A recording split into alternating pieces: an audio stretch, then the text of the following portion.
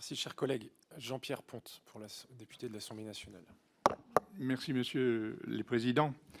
Il est évident que je vais vous parler d'un sujet qui nous préoccupe, et en particulier aussi le président Rapin, qui est un peu au courant de ce qui se passe sur la pêche. Alors, si on prend la chronologie, il y a déjà eu un plan d'accompagnement individuel qui a fait quand même beaucoup de casse parmi nos bateaux, et en particulier sur le plan breton.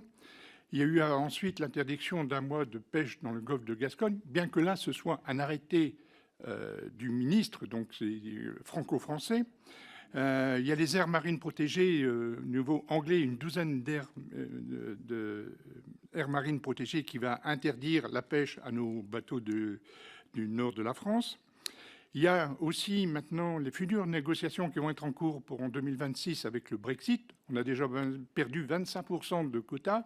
Il faut rappeler aussi que les licences, on a eu 2 ans pour les obtenir, alors qu'on devait les obtenir en un mois, mais on connaît la façon de procéder de nos, entre guillemets, amis britanniques.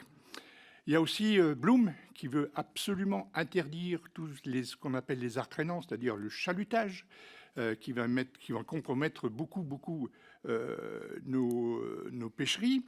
Donc vous pouvez comprendre qu'avec tout cela, nos pêcheurs sont très inquiets. D'autant que j'ai la chance demain d'avoir M. Barrot qui vient rencontrer nos pêcheurs. Les pêcheurs veulent à tout prix qu'on les entende, parce que les scientifiques, je pense, ont une vue assez personnelle de l'état des stocks, puisqu'ils étudient un endroit, ils n'imaginent pas que les poissons n'ont pas de frontières, et puis évoluent en particulier suivant le réchauffement climatique.